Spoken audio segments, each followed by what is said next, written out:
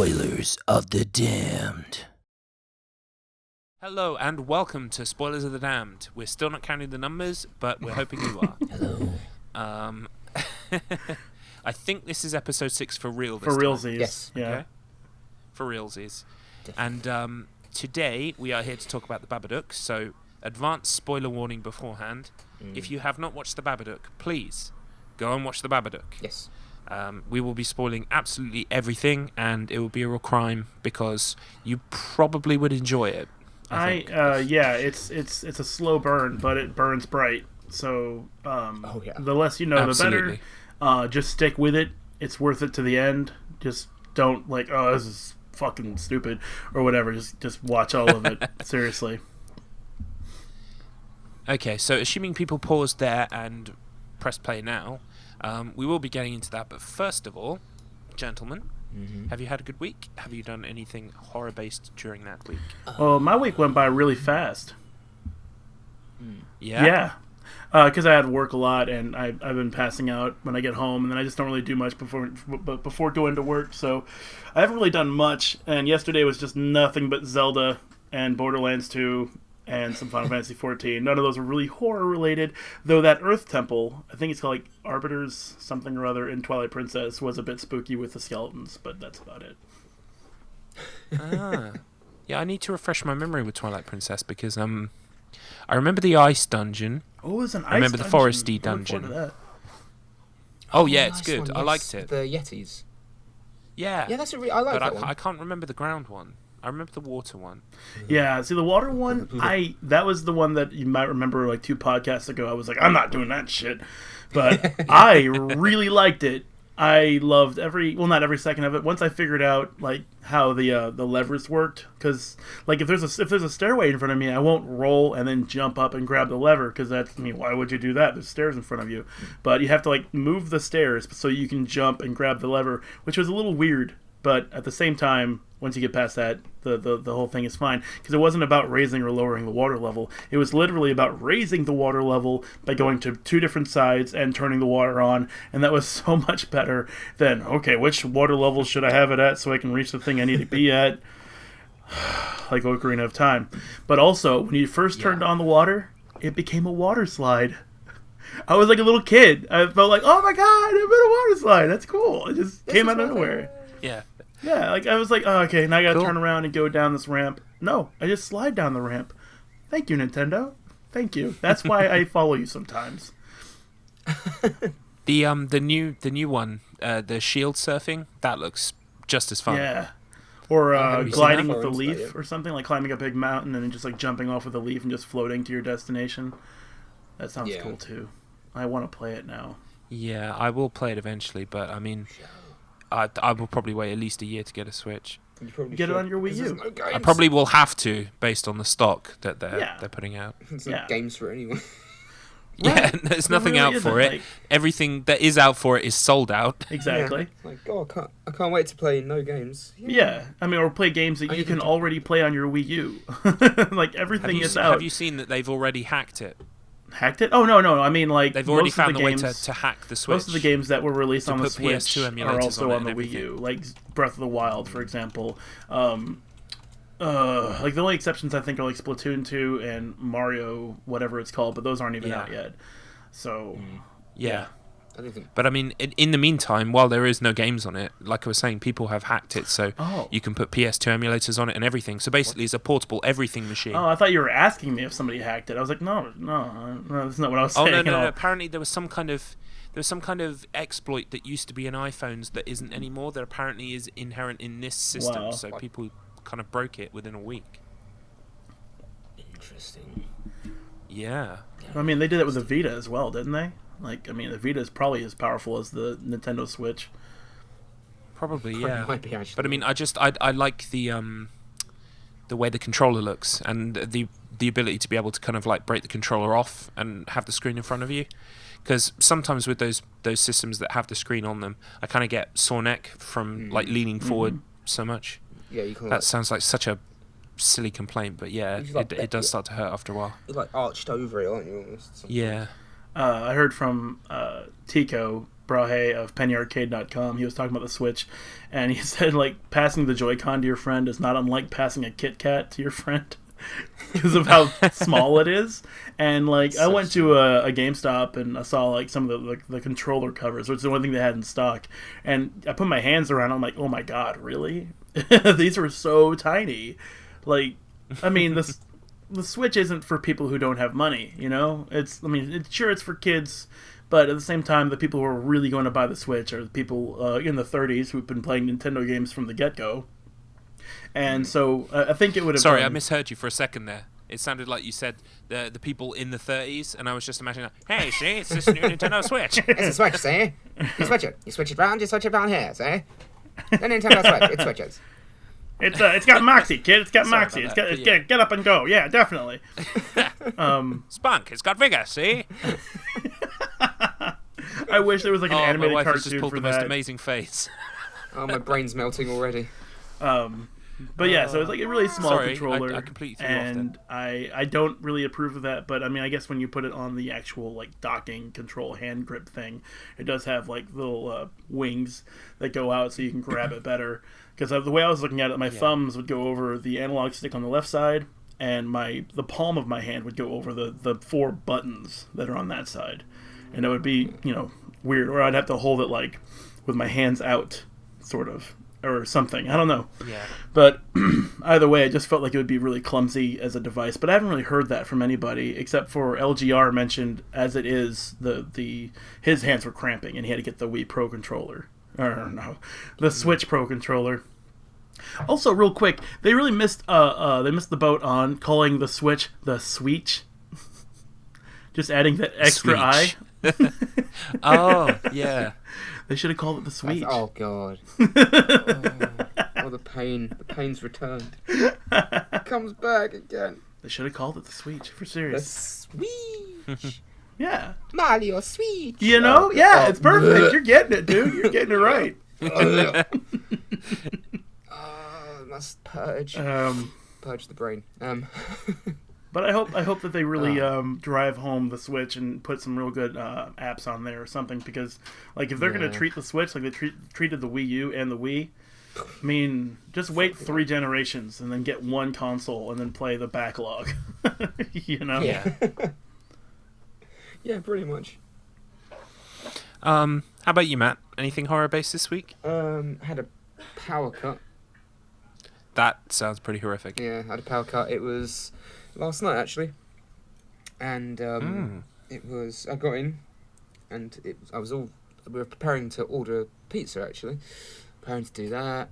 I had my night all planned. Obviously, it was like gone. I think it was about 7:30, 8 o'clock-ish, and then power went out, and it didn't come back on fully until about 10 o'clock.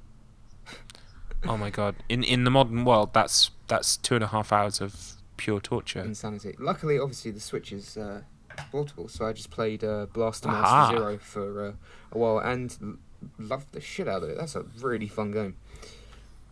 Cool. I was actually It's, looking forward to getting that on my 3DS. Yeah, it's good. I'm really enjoying it. It's a lot easier than the original Blaster Master, because that is obviously NES hard at times. Yeah. But it's designed like a proper old school 8-bit game. The music's just fantastic. The music's That's really good. fucking good. Like, I still remember the and music stuff. of the NES game. I hum it, like, on a daily basis. The music's so good, and the original is so fucking good. But there's a couple of remixed versions of the original themes as well, like especially the first area. But it's all still like chiptunes. It's not like it's not a. Well, it's not like it sounds like a proper NES game. It feels like a proper like sequel / prequel, whatever this is. And yeah, it plays a lot like the original. It's a lot more refined and it looks prettier in places, but it's a lot of fun. And if anyone likes the original, then definitely get it, because it's a damn good time. That's my 2 cents. Okay. Matt's 2 cents. Cool. Well, I've basically spent the whole week waiting for the new It trailer. So that's not out yet? I thought that the new It movie was, like, No, out. it's not out yet. No, I think it's coming out this year, maybe. But the trailer, they just played a trailer at South by Southwest, and so all of the blogs and the websites and stuff are all saying we saw it, it was amazing, but they haven't released it, and they've been teasing it on social media. I think they kind of got counts going now. So I mean, when this podcast goes out, the trailer will probably be out. But at the moment, it's just kind of a case of waiting for it. But it's going to be so good, so good. Every picture I've seen of it so far is really good. I mean, from my opinion, the Pennywise looks great. I think they got one of the kids from Stranger Things in it. So, yeah, and they've moved it. So instead of being set in the 50s and then the sort of the 80s, 90s, it's going to be set in the 80s and then modern day. Yeah, and they split it across 2 films. So the first film is going to be just the 1980s part, and the second film will be the modern day. And it's being directed by the guy who directed Mama, which I have not seen, but I have heard good things about. Okay, I never heard Apparently of Mama. he's also it looks to be that he did an original short movie and then they picked him up to direct the full film, which is good, because usually when these I think it was Spanish, so it's like a foreign language thing. So when they pick up these foreign language things and turn them into English Hollywood movies, they usually don't keep things like the director or things like that. So I'm glad it looks to be that was the case. Apparently, on his IMDb page, he's also connected to the Shadows of the Colossus movie. But that's never going to happen. No. That was 2014. Okay, I was like, we don't need a Shadows of the Colossus movie. What the hell is that supposed to be about? I mean, I know it's supposed to be about Shadows of the Colossus, but you know what I'm saying? Like, what the hell? What? Just play the game, guys. Watch a Let's Play. Watch a no commentary Let's Play. You got the movie. It's done. Yeah, it's there. But you've got to admit, I mean, like, there's a part of me that just goes, with something that lush and beautiful, if they got the art style dead on, I would just tune in to watch a movie like an hour and a half of those visuals in like high definition. Yeah. You know? Yeah, I guess. The story I mean, if kind of put up if with it's it. really good visually, then sure. I mean, like Doctor Strange was the oh man, I hadn't seen a visual treat in a long time, because I don't watch a lot of movies, so I'm sure there's been something. But you know, it's to me, it's on the same caliber as the reaction to Avatar. I'm not saying Avatar was that great, but the reaction to it was certainly overwhelmingly positive. And with Doctor Strange digital effects and all that kind of stuff, I think was on par with that. And I was like, oh my god, this is awesome. I didn't even watch the 3D version, because I don't watch 3D movies. Putting 3D glasses over my glasses is just a pain in the ass. Yeah, no, same. But it was really good. So I can see like watching a movie simply because of the visuals. And if they do that with Shadow of the Colossus, if they were going to do that, then I could definitely see that being the justification. Yeah. I mean, we just saw Kong Skull Island this weekend. Okay. And the story was okay. I mean, it was perfunctory, but it was just an hour and a half of like Vietnam kind of visuals with Kong and these cool skull monster things. And so I was kind of like, my brain kind of checked out, like, yeah, the plot doesn't really matter. I'm just watching like, cool soldiers shoot up giant monsters. That's fine. Yeah, I mean, you go to a King Kong movie, you expect to see a giant monkey. Yeah, I mean, oh yeah, but no, there was a giant, spoilers, there was a giant monkey, a giant spider, a giant water ball buffalo thing. It was wow. I do want to see it. Well, let me ask you this: did they have a scene like in the other King Kong movie where a whole bunch of people get devoured by insects? Oh, that fucking scene. I hate that scene. Not particularly. There was one spider, and it got a couple of people, but then they shot it, and it was massive. Oh yeah, that's fine. That's fine. But like the old King Kong movie, the Peter Jackson King Kong movie, that one, that I will never watch it again. No matter how cool it was to watch King Kong fight T-Rexes, I will never watch it because of that bug scene. Because it was just so gratuitous and so slow and so painful. It's like, I don't want to watch our people suffer in that way. Like with hornets like stabbing them, and then that fucking like mollusk thing like slowly devouring the chef by the legs, and it's like, oh yeah. I just Monkey gets his arm and then his head. Yeah, it's like I never want to see that again. I never want to be put through that shit ever again. Ugh. Yeah, no, I remember that movie, and I mean, I did enjoy that movie the one time I've seen it, but I have not seen it since because it was so fucking long. Yeah. Was it like it's 2 hours, 2.5 hours? Yeah. It was long. They could have cut the And, scene this with one those was fucking much bugs, punchier. and then like the people who died there just weren't in the movie anymore. That would have been fine. Well, this one, like a load of, it's not a spoiler to say Kong knocks some helicopters out of the air, but they get knocked out. So then there's only so many soldiers left, and they're going like, we've only got a few of us left. We need to find the others. And then every time like some monsters come along, apparently there are a few more soldiers there that don't have character names that just get killed. While the core ones you've been following, and it's like they're just the only ones left, except for when there's a battle, and then there's a few more in the background. Yeah, so they can get killed. raise the body count. Yeah. Yeah. Body But it count's was gonna good. go It was up. visually nice, and the Vietnam thing was it just had a nice kind of aesthetic if you like Vietnam movies, which I do. Wait, so it was in that time, or was it just in Vietnam? Yeah, it was set in. It wasn't set in Vietnam. Well, the start of it is because the war is winding down, but it you know, they kind of have the helicopters, you know, the soldiers with the helmets on and playing like, you know, Rolling Stones and that kind of stuff. Yeah. It was Oh, very yeah. kind of Vietnam-esque. It relies a lot on that kind of iconography. It's like hitting you over the head with it. Yeah, Do you but remember it was just Vietnam? nice to kind of like let it wash over you. It was just a good film to watch. That sounds good. You know, eye candy, That sounds We'll good. probably see it at some point. Looks like a but dumb action not film. scary at all. So Yeah, not exactly a horror film. No, the real scary film will be when they do Godzilla vs King Kong, because it's gonna suck. Everyone's yeah, like getting well, excited. I mean, It's gonna suck.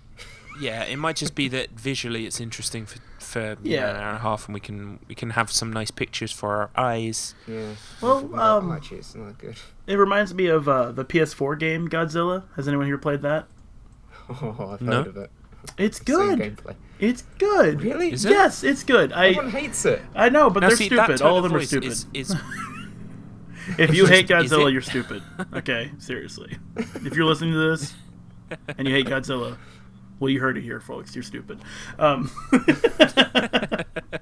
No, I went to a friend's house and he bought it because he's just a nut for those kinds of things, and he just thought it was quaint or whatever, and it was probably cheap or something.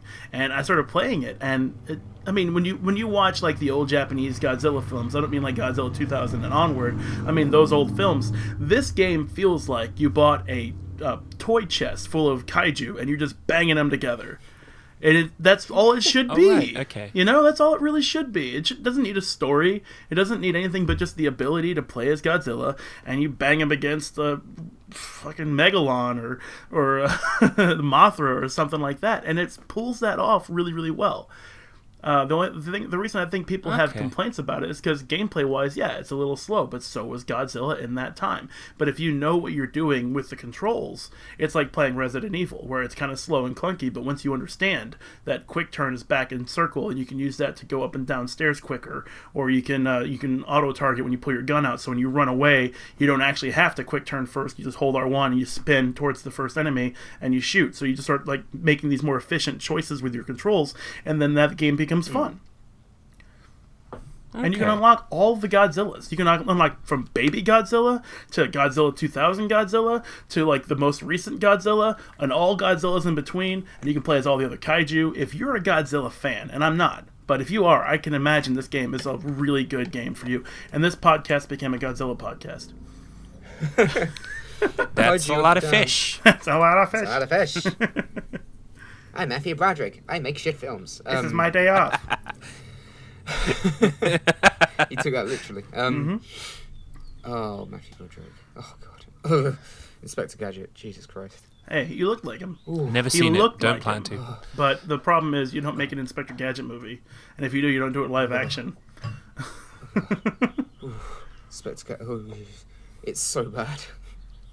Does it actually have the theme tune in it or not? It sort of does. Has like Okay. a shit 90s version of it, and they show Dr. Claw's face like right away. Oh. He's played by. Really? Yeah, That's like the it's- biggest and- mistake you could make in an Inspector Gadget movie. And he's like a mugging fool as well. He doesn't have the deep voice. That's really good. Um, That was really He's good. like, I'm going to get you, Gadget. No, I'm not even kidding. It's pretty much like he's played by Rupert Everett. You know, Mr. Subtlety. Yeah, who was, I think he was married to. No, it's not. That's not the one. He was in Stardust. He's in some of the Shrek films. He pops up occasionally. He's alright, but he's not Dr. Claw. Put it that way. He's really not Dr. Claw. Like At all. who would you cast for Dr. Claw? I don't know, because I think it'd be more important with the voice, because you shouldn't. John St. John. What, you're going to say John Cena? John Cena. And his name is John Stamos. John Stamos. I love that it's a video. great video. I'll put that in the description just for shits Yeah, and giggles. I mean, it'll be the second time, but it's worth a second view. It's 3 seconds long. Fucking put it on loop. Oh my god. But yeah, just anyway, let's move away from Inspector Gadget, because that's horrifying for all the wrong reasons. Yeah. Yeah. That's corporate Okay, horrifying. Well, Oh, the memories. let's move on to the Babadook. The Babbly Brook? The Babbly Goobly Book. The Walla Walla Bing Bang book. The Baba I'm sorry, I'm going to Ghanoush. stop at that.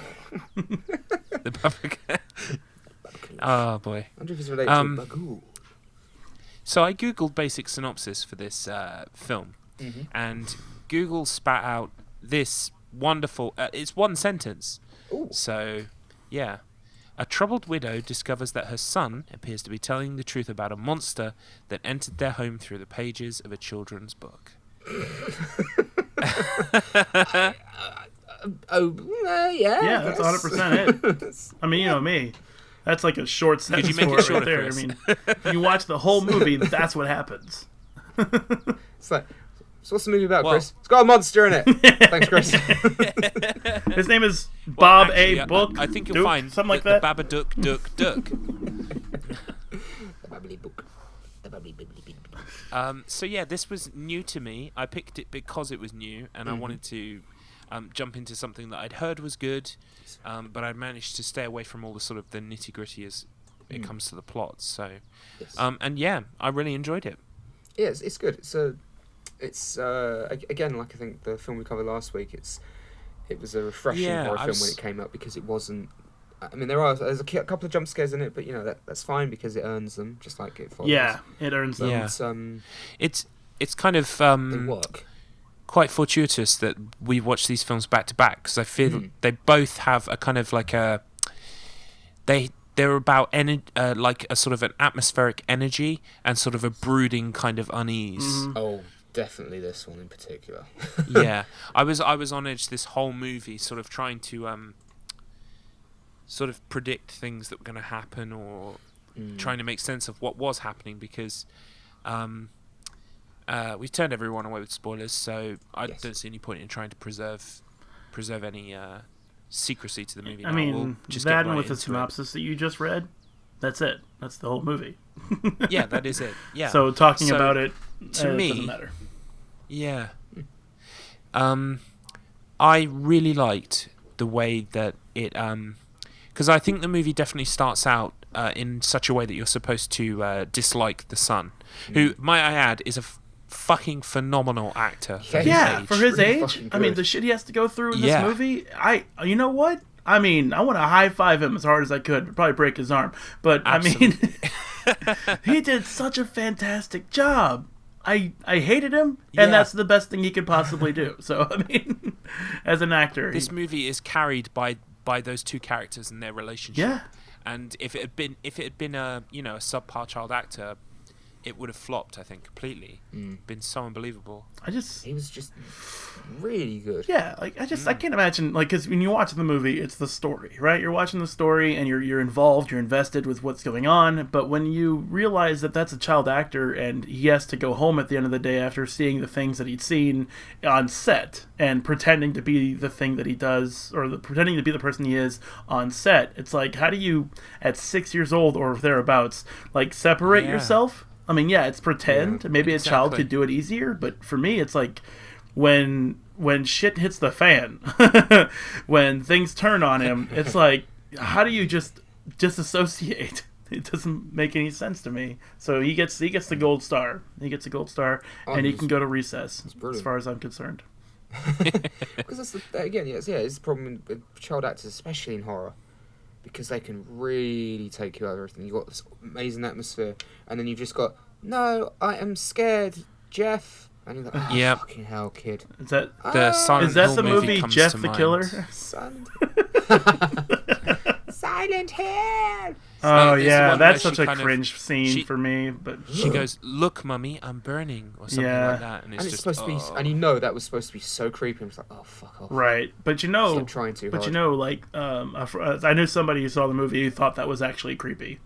So I mean, it works on some people. It's just, I guess, not us pros. I guess we have, Silly these little shits, we have too high a standard. Low Exactly. standard fools. You do not get gold stars. You do not go to That's recess. right. Not until I get a believable, terrified look. Yeah, Silent Hill Revelations was the scariest film I've ever seen. Get out. yeah. No, sit in the corner. Like, There's your cap. like wait, Write 1,000 times why you are wrong. like wait. Why was it scary? Spider's really scary. Was it because it was really bad, or was it because it was really good at scaring you? You have to differentiate.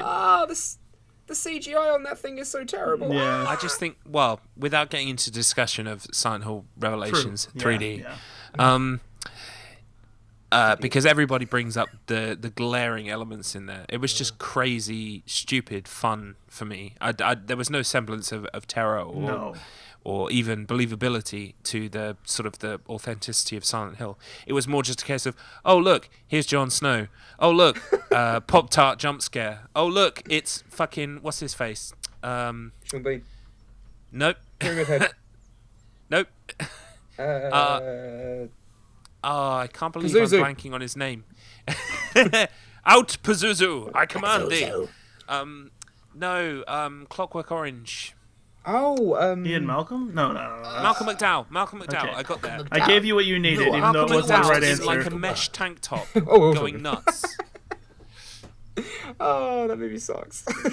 I actually I watched the extra stuff because I don't know, man. I love Silent Hill, so it's like I have the Blu-ray behind me and I can watch it whenever I want. Oh, I've got the Yeah. Blu-ray. I bought that shit on Blu-ray. Yep, and like the extras, and it showed Malcolm McDowell talking about how his character motivation for Leonard in Silent Hill in the movie, and it's like, really, Malcolm? Like, you actually like broke it down, like, how am I going to approach this particular character? And it's like all you did was like get chained to a thing, and you shouted at people, and I mean, okay, yeah, right, man. and then you turn into a monster. Yeah, you're a fucking pro, that's for sure. Do you want to save the world? Yeah, That's all I ever think of is just that scene in Heroes. Hello, Noah. Do you want to save the world? right. I'm in Heroes. Fuck. Anyway, yeah, Silent Hill Revelations. That's my review. Goodbye, everyone. Come back next time. Back to the The good film. the Baba Donkey Kong, The Badonkey Donk. Badonkey Donk. So we read the synopsis, but like I said, it was a slow burn. It was like a half an hour, nothing was happening, and I honestly was about to quit watching the movie until quick setup. The kid chooses a book to read before going to bed. The book is called Babadook, and she reads the book, and that rhymed. But it's basically like it reads like a typical horror movie curse would read. You know, this is the Babadook, and Yeah. it will kill you. You'll be sorry. And she reads it, and like no one's happy about this book. The kid's like, does the kid die? Does the kid die, mommy? And she's like, fuck this book. Let's read something else. And he's just crying and crying and crying for the rest of the night because they read a horror story by accident. But 30 or so minutes later, when the Babadook finally makes its appearance, holy shit. Like, Yeah. it's like how a spider moves really fast. Yeah, it scuttles. Yeah.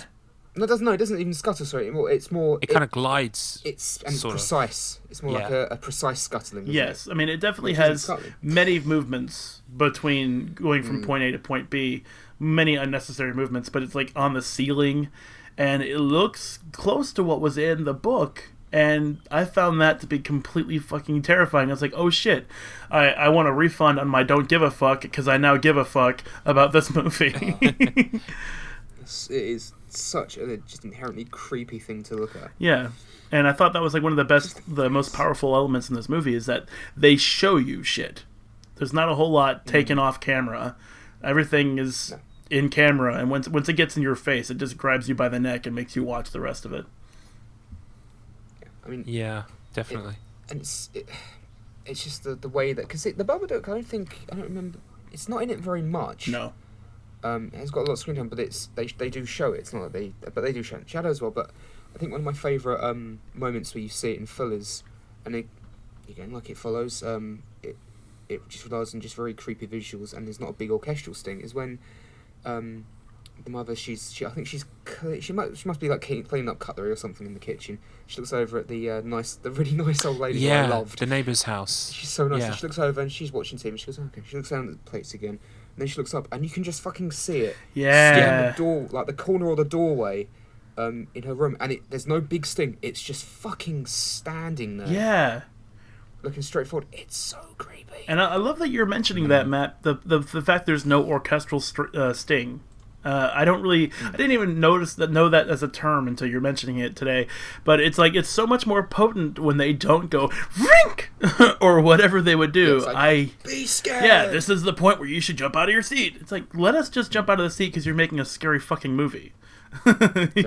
Yeah, and that way as well, things can pass you by, and you can sort of see things out of the corner of your eye and think, was that really there? And pause it and go back and go, oh shit, Yeah. it was. Yeah, but if there's sound, you kind of go, oh yeah, you're telling me it's there. But the first time I saw that, I was sat there, I was watching my ex, and I was like, what is that? What is that? Yeah, I mean, God, they give you the full frontal, and they don't even have to do any fanfare, and it just it really hooks you. And I'm looking at I'm looking at the screenshot, and it's just creeping me out. Looking at the screenshot of that scene at the moment, and it's not even in focus. Wow. The neighbour's still in focus, and it's just in the background, not in focus, but that somehow makes it creepier. Oh, hell yeah. That's horrifying. No sleep for me tonight. Yeah. But Jesus. Well, yes. yeah, and incidentally, no sleep for the main character either. No sleep for the character or the boy. God, no.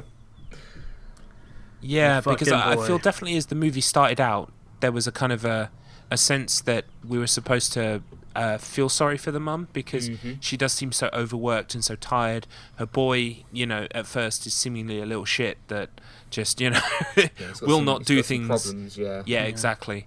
And so you're sort of sympathising with her, but then as time goes on and she starts to lose it a little bit, and she's holding knives and she's lashing out at him, very quickly I felt kind of a pivot. And in most films or stories, it would be the case of the twist comes in the final few minutes. Oh, actually, it was her all along who was, the evil one. Yeah. But I felt this change really kind of early on. It must have been halfway or just before halfway. I was actually starting to think, wait a minute, I've assessed this situation wrongly.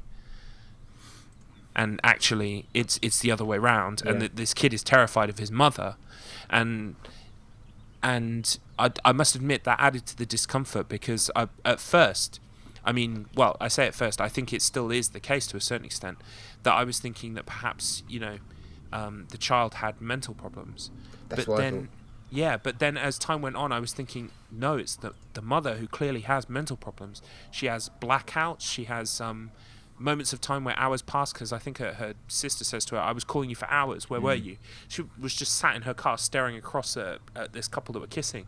And I think that's kind of indicative of what's going on with her, because it's very clear as the movie progresses, and obviously we're well past spoiler territory here, but it seems to be that the Babadook is kind of a symbol for grief, I think, for the loss of her husband.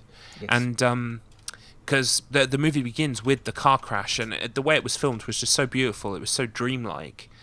And she keeps returning to this element throughout the movie. And I think that grief it's kind of the way the Babadook is kind of listed in that book as, if you ignore it, it will only get stronger. Yes. Yeah. Yeah, you're beating me all the way to the punch here. Yeah, so, I mean...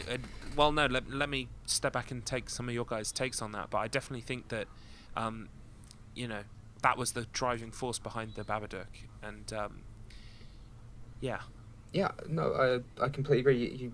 That's a point I was going to bring up. It is especially when, it says that the more you ignore it, the more powerful it gets. And that's grief. If the longer you keep forcing it back and you refuse to not acknowledge it, but take it on and not accept so much, but try and fight and push through it, the more you just keep pushing it back and back and back, the more difficult it becomes, the more agitated you become, the more it just affects you mentally as well, which is obviously the more it takes control away from you. And that could be seen in the scene where, you know, she is I knew that damn dog was not going to make it. I was hoping and praying. Yeah. But I was like, that damn dog is going to die. I'm sorry. And the worst thing was the dog died. I'm like, oh, don't kill. Oh, and I was like, no, don't you fucking kill that nice, sweet old lady next door. Don't you do that. Yeah, she was staring at her. I was like, No, don't. I'm like, please don't. She's so nice. She's so nice. At first, I thought it was one of those kind of unreliable narrator things where, like, you guys have both played Heavy Rain, Yes. right? Yes. Okay, spoilers for Heavy Rain, everybody. There's that scene where the origami killer, he's being his PI detective guy, and it does that cut where he would have gone and killed someone. Do you remember that? Yes. That bit? Oh, it's been a while since. And, like, I remember it clearly because of the betrayal. He's investigating in an office, and then, like, we cut away from it and we cut back to him, and he's like, oh shit, the person we've come to see is dead, but actually he just killed her, like, and so he's kind of like got not a split personality, but kind of like a duality to his nature. And I thought that was going to happen with the woman at the door, that we cut from the woman at the door to back to her, and she'd actually just killed her, but had, like, blanked it or something. So I'm glad she made it, but poor doggy. That old lady was just so sweet. Hello, doggy.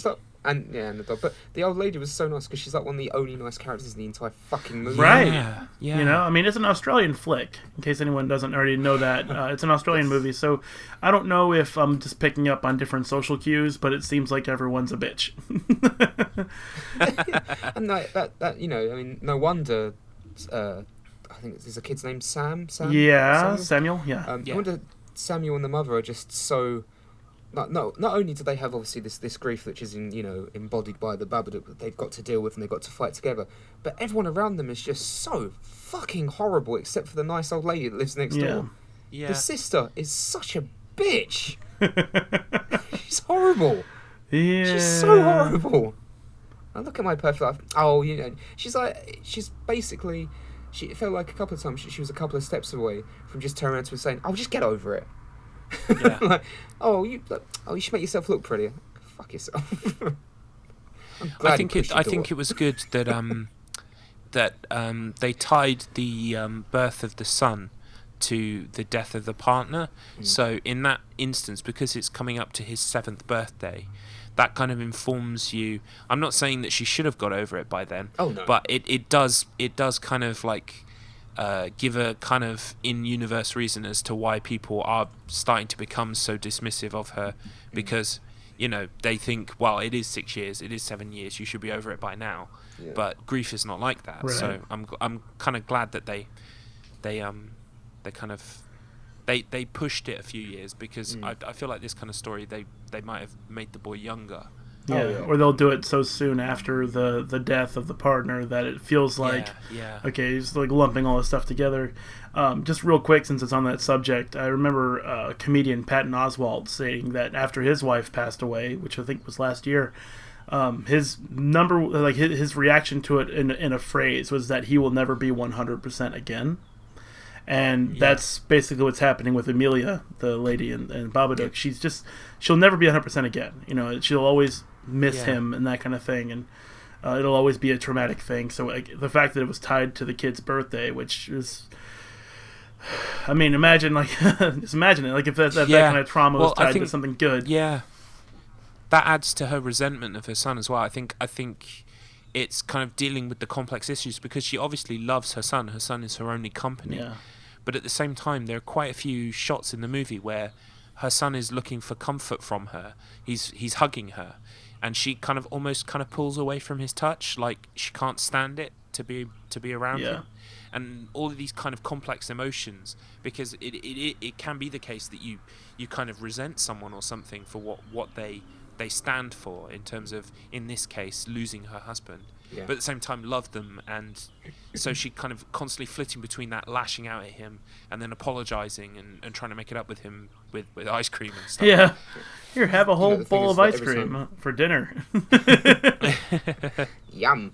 That's good for me. Again, yeah, because you think that every time she looks at her son, or she loves her son, she clearly does. But every time she looks at him, she's gonna see what happens. Yeah. And I mean, it's as horrible as it is. That's kind of natural. It's a bit hard not to. Yeah. You know, that's why you need to. Again, it's like it's dealing with the grief because she won't deal with it, so she is just going to see that every time, which is one of the reasons why it goes as far as it does, Yeah. and it gets as Well, dark as I mean, it does. the actual catalyst being the Babadook, and we really can't deny the Babadook's existence because it did lead to the death of the dog and the ending, but we'll get to the ending eventually. And I thought it was like when she ripped up the book the first time, because she was like, oh, fuck this book, I'm not going to keep it at all, it's a problem, it's the source, I'm going to throw it away. And then it gets like glued back together with different words, like a different book entirely. And it shows her breaking the dog's neck, it shows her stabbing her son, and it shows her cutting her own neck, which I thought was a beautifully shot sequence, really, because like the camera's on the book, and like the last pop out part where it shows her dragging the knife across her neck, and only it's their paper doll version of her, and like the red paper coming down, like bleeding on her chest. Fucking great. That is amazing. Like she could have just read that out loud and they would just called it a day, but they really like put some love into that scene. Like I don't something y'all should know about me. I don't really like watching horror movies that much, but so I was playing. Welcome to the podcast, Chris. Yeah, I was starting to thinking maybe I shouldn't be part of this shit, but I'm enjoying these movies, so it's like it's opening up a door for me.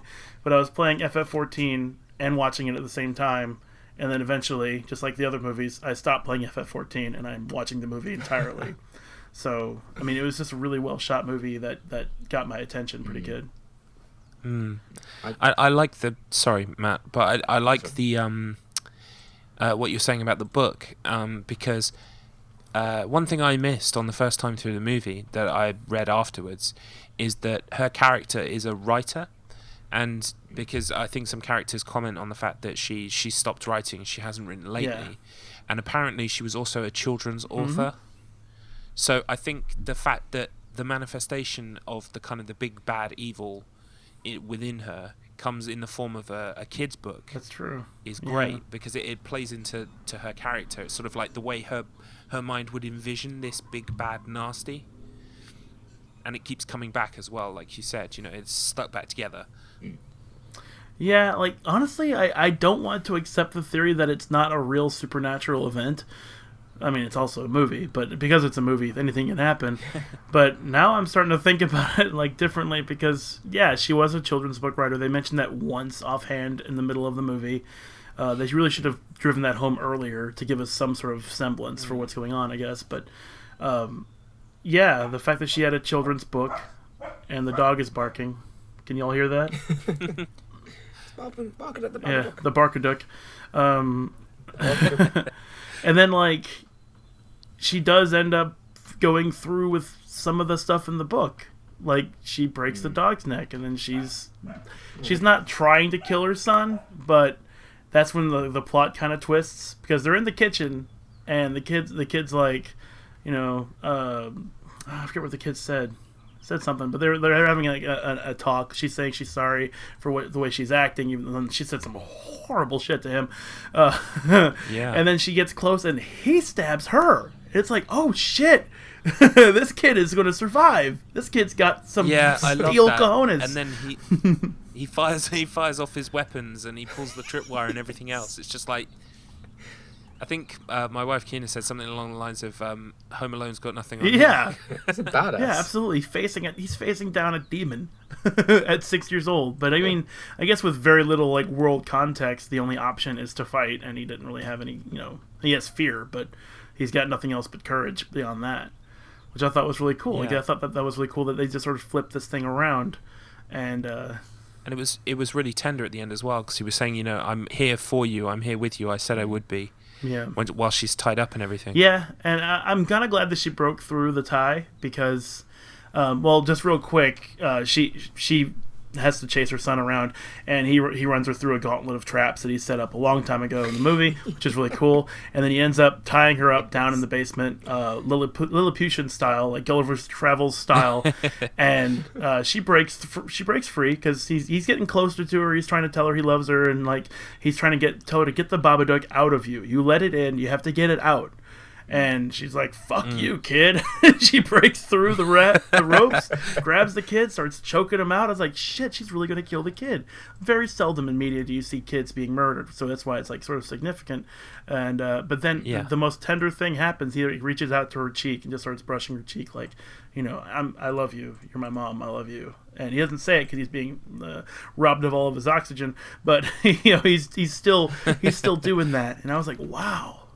That moment for that child actor, wow, it's pretty fucking crazy, but it ends up working. Yeah, I thought that was really great, and sort of she has to spew out the Babadook, and literally, quite literally, and then so what was prophesized in the book didn't all the way happen, which I was kind of glad of because I thought that if that happened to the letter, it still would have had an impact because it's still a horrible story of a woman who kills herself and her daughter her son and her dog, and that kind of thing. But it turned around and it became a much better movie because of it, I thought. Yeah. Oh, totally. Well, I think we're getting on towards the ending, aren't we? Yeah, I kind of just told it, except for that one bit at the end, which is sort of weird, and it's kind of the reason I was bringing up all that stuff, because I believe the Babadook was a real thing, so in the movie context. So the fact that her and her son now have to, or seemingly want to, gather up earthworms and dirt in a bowl and feed the Babadook in the basement. I was like, wow, yeah, what? Because the reason I bring all this stuff up is because you guys were talking about how it's a symbolism for grief, and yes, that's true. But then why is she doing that shit? Well, I have a reason for the symbolism of that, because I think what that sort of represents is as we said, the Babadook sort of stands for grief and sort of the traumatizing event of losing a loved one and not being able to get over that, and that's why it kind of I think if it didn't manifest itself in the past, and it only manifested itself this time, then perhaps it's kind of been growing and it's been coming, and this is the crunch point. But based on the time of year it is, and the fact that I think earlier in the movie they say he usually doesn't celebrate his birthday on his birthday, has that joint party with his cousin. Yes. It's clear that she's kind of like avoiding the day at all costs, and so I think what the ending represents is that when you face that grief, when you face that traumatic event or the thing inside you that is causing you such pain, the only way to move on from it is to face it. But like that quote you brought up, Chris, is really kind of pertinent to this, because once you lose someone, you are never going to be 100% again. And so much like in this movie, when she confronts the Babadook and she realizes that this grief is natural, it's normal, and it needs to be moved on from, it's kind of like the Babadook is always going to be living in the basement for her, and she has to kind of like feed it occasionally, go down and see it and visit it, but she can't, it's kind of like a pet that's always going to be there, and she has to live her life and carry on, and she can't forget that it's there. Occasionally she has to visit it, but ultimately that's the only way for her to kind of move on. That's what I took from it anyway. Yeah, it's almost like when you were saying it's they have it chained up and they feed it like a pet. It's like, with certain things, it's a very blunt way to say it, but when you've got certain things or issues, it's like one of the things that people say is you should own it. Yeah. Accept it, own it, and then don't let it defeat you, but own up to it. And that's basically it. It's like owning a dog. It's like owning a pet that they keep in the basement. It's there, but because of the way they treat it, and it has no power over them because they're not letting it affect them anymore. The grief is there, but they're confronting it, and they're trying to move on with it without trying to ignore it, which just makes things worse. And I mean, the fact that it's in the basement is fitting as well, because that's where she's put all of the kind of her husband's effects and things like that. So it makes sense that I think when she I can't remember. No, it was in the bedroom when she sees him come out of the dark. But I think she did go down into the basement and see him there as well. I'm not sure. Yeah, she did. But I think the basement definitely is representative of the fact that her husband is dead and there are things left behind from him. Yeah. And so I think it's very fitting that it continues to exist there afterwards. Yeah, because I think it appears to her as a husband at one point. I think it's in the basement. When it tries to convince her, it's like, just give me the kid and it'll be okay. Yeah, and he actually says, the boy. Like, bring me the boy. Yeah. Boy. That's the most convincing way to ask someone. I really like that line, though, because there was the line earlier in the movie where the school counseling or principal or whatever was referring to Samuel as, we're just trying to help the boy. You know, and then they bring it back later on when the husband's like, bring me the boy. And then she was like, wait a minute. You know, his name is Samuel, and if her fucking husband doesn't know that, then that's not really her husband at all. And it was a turning point. And I really like that kind of writing where they introduce something like silly, or not silly, but just, you know, innocuous, ineffective or whatever, but then they bring it in and they give it some meaning throughout the rest of the movie by bringing it around full circle. I really like that kind of stuff. That's a really good catch, because I didn't twig that, but yeah, that makes total sense. And it's good as well when it's something subtle like that, because, you know, the problem is when they foreshadow things a lot. It can be even when they don't intend to do it, it can sometimes be so heavy-handed. Like, did I tell you that I used to build flamethrowers for the military? No, Jeff, you didn't. Oh, this monster can only be defeated by flame. I'll build a flamethrower. It came back. You know, it's that. You know, I've seen films that do that, and it's just like, oh, yeah. That necklace you wear. What is it for? Oh, it means blah blah blah blah blah. Oh, that's innocuous. Don't mention it. Don't mention it. Oh my God, that's how you defeat the monster. Yeah. So, but yeah, I like it when they do, because I didn't pick on that up until you said it as well. And I like that because it means that it was subtle enough that you can pick up on it, or you just won't. And it also makes sense why, because I remember she gets quite annoyed when the principal refers to him as the boy. She's like, his name's Sam. Like, always name's Sam. And she gets quite agitated by that. So yeah, it makes sense that you're saying that the person, the Babadook appearing as her husband, and she's nearly kind of convinced almost. She's going a bit mad, but it's when he says, "Bring me the boy." She's like, "Fuck you!" Yeah. And then it chases her, and then isn't that the scene where she's laying on the bed and it like leaps off the ceiling? I think so. Ugh. But yeah, that shit was so well shot. Like, please don't, because it like it's like crawl on the ceiling. Like, please don't. Oh. I love the cinematography.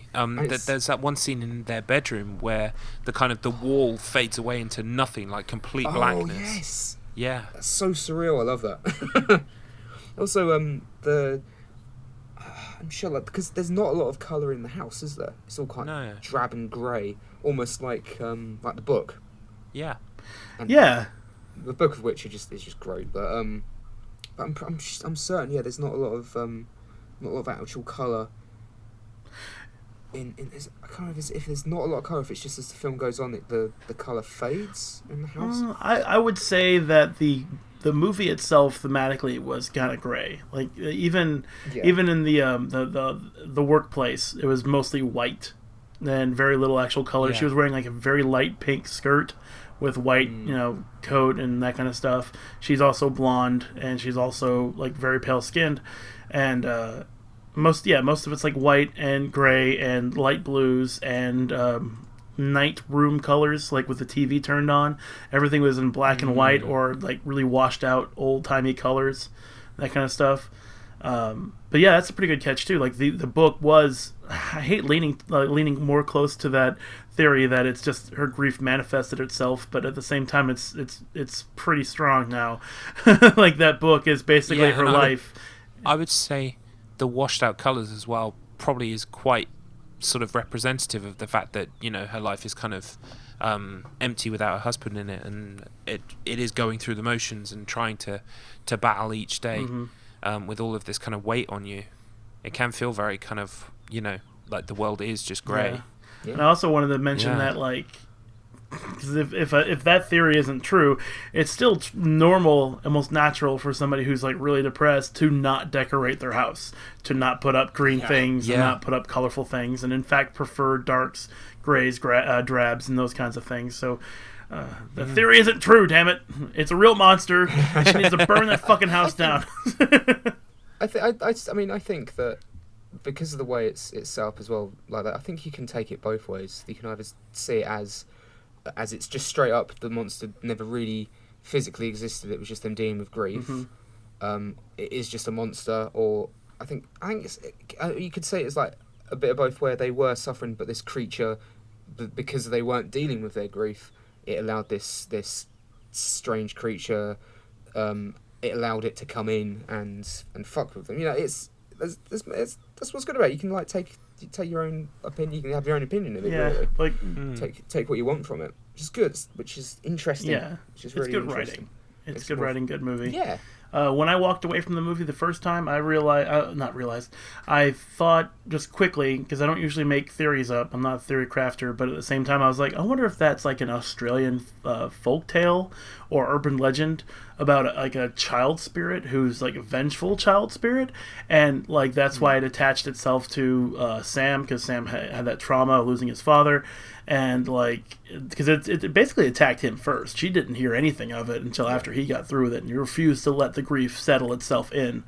And then, like, what if there's an actual real folk legend where you have to actually you have to feed this beast or this shadow nightmare demon like worms and dirt to keep it away from you, like a talisman kind of thing. I was like, wow, Australia's got some really fucked up stories. What's that?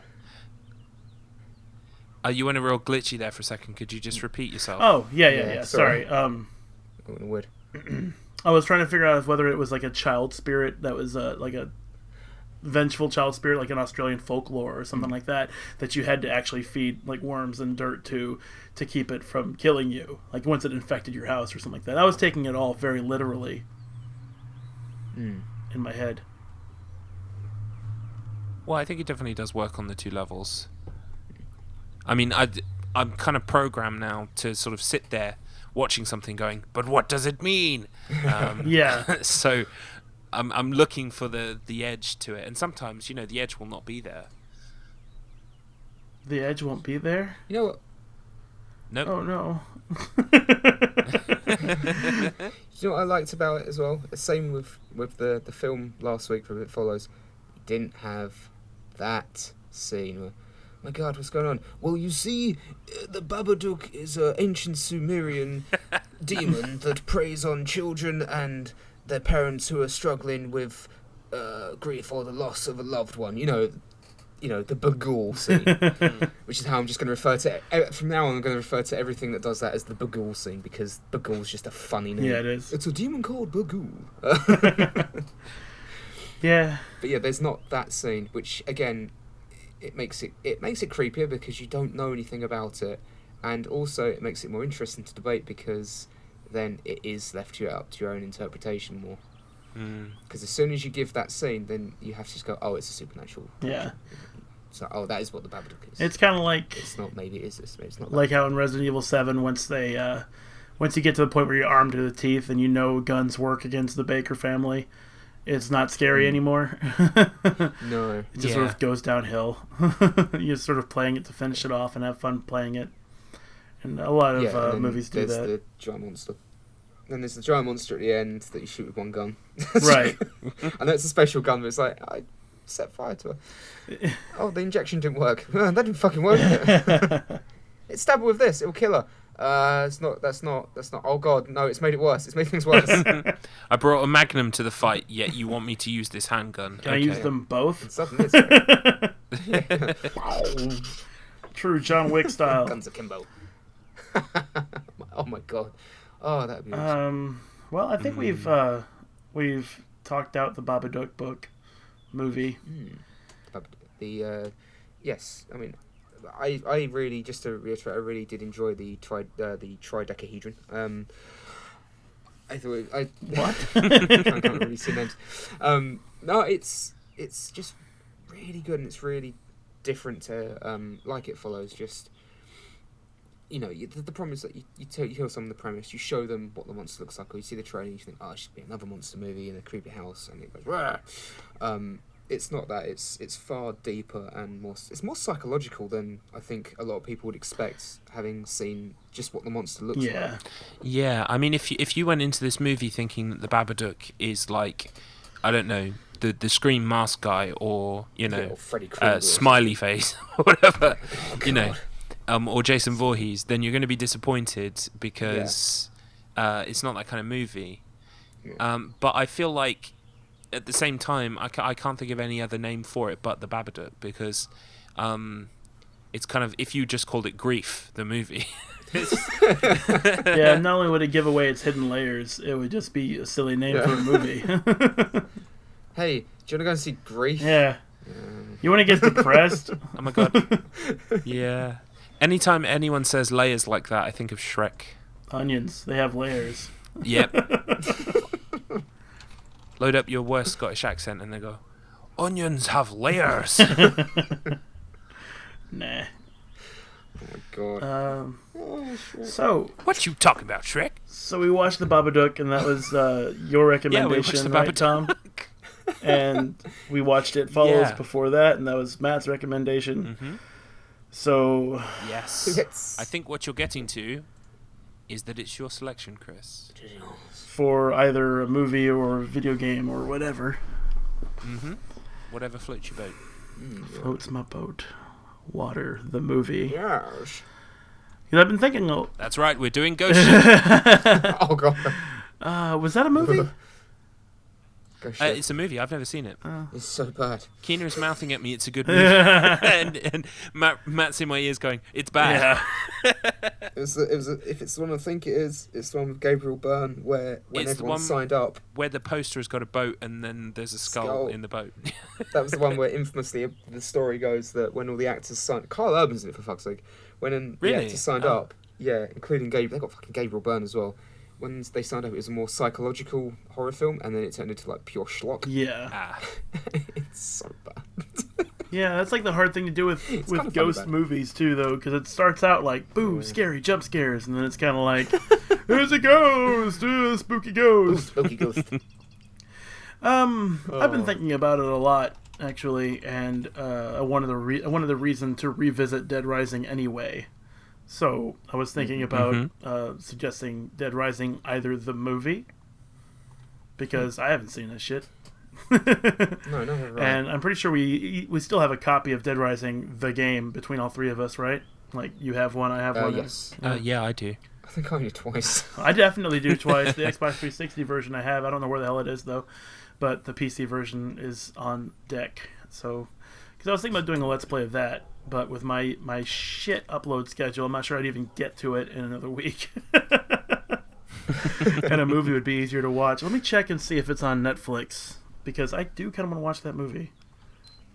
The Dead Rising films. I don't know actually. I do recommend them, guys. I've seen them both. Oh. The first one is good. The second one is amazing. I don't want to overhype them, but the second one's got Billy Zane in it as like some twisted doctor.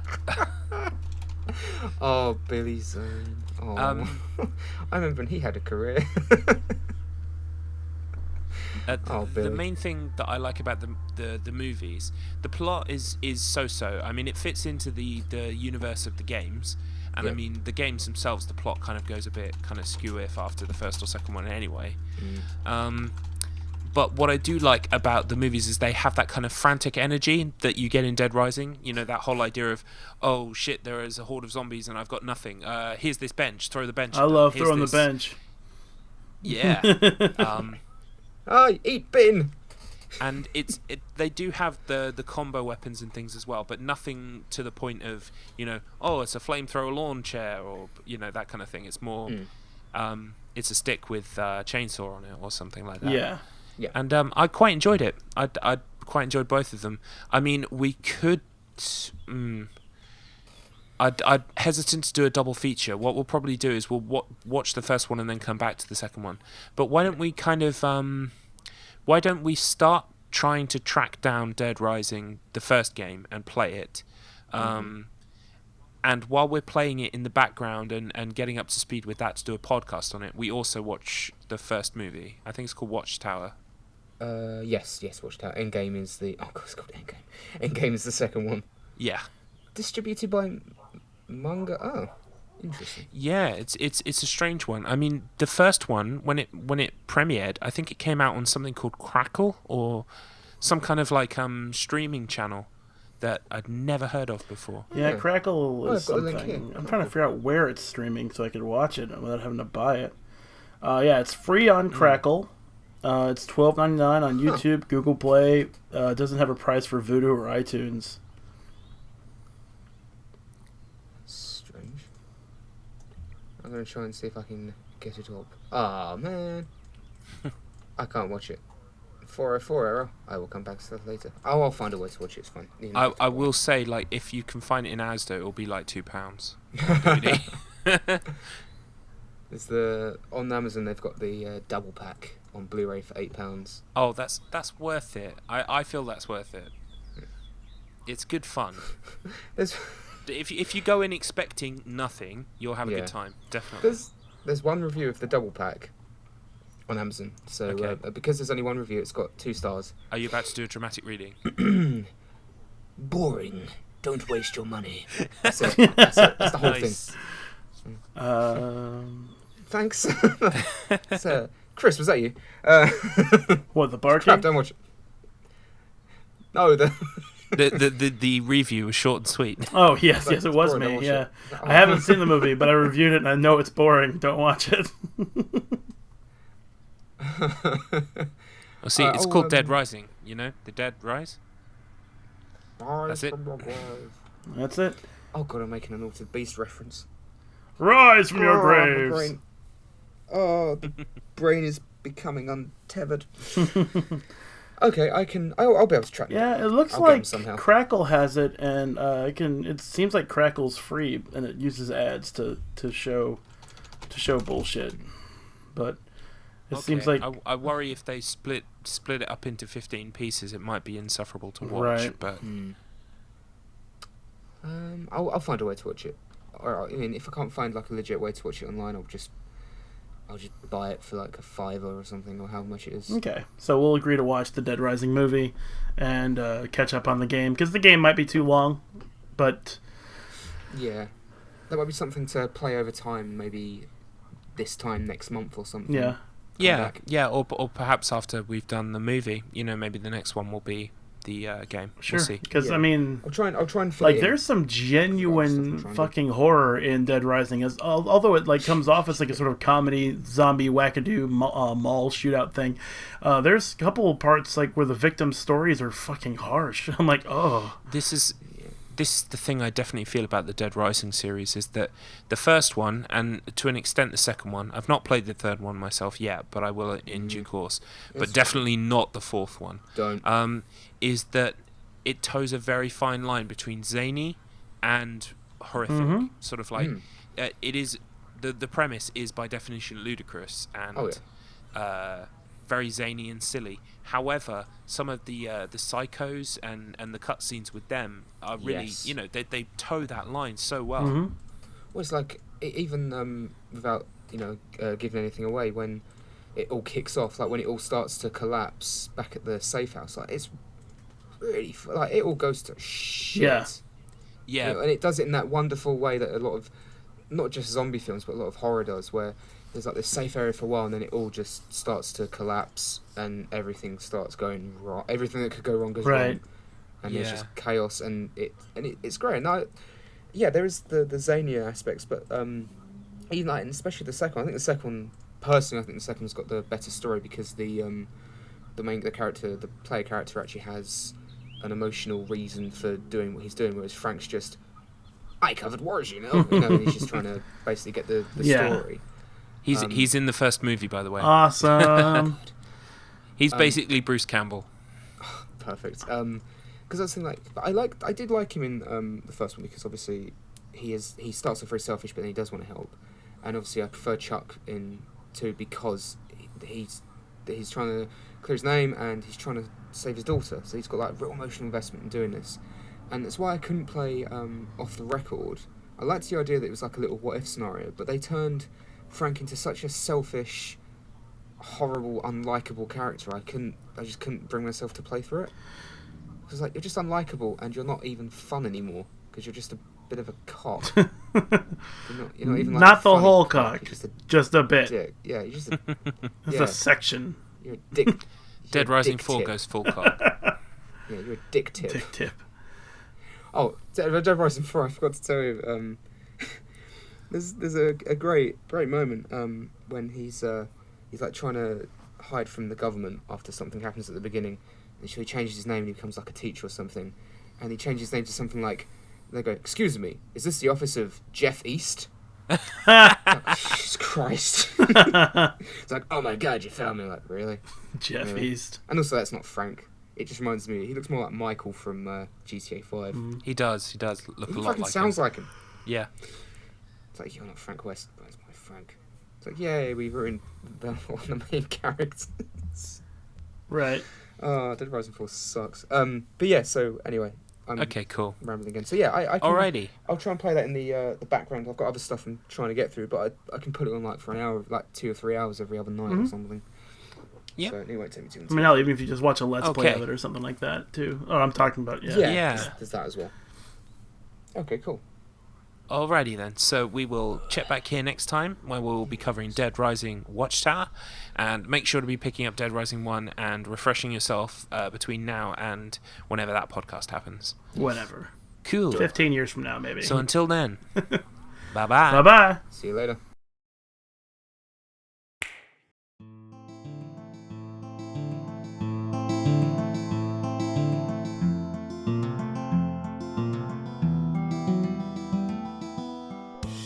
This episode of Spoilers of the Damned was hosted by Axton10_61, Madcus Finch, and Garlips. To find out about us, as well as join the discussion on our Discord, check out all the links in the description below. Please feel free to leave a review or rate us on your podcast app of choice.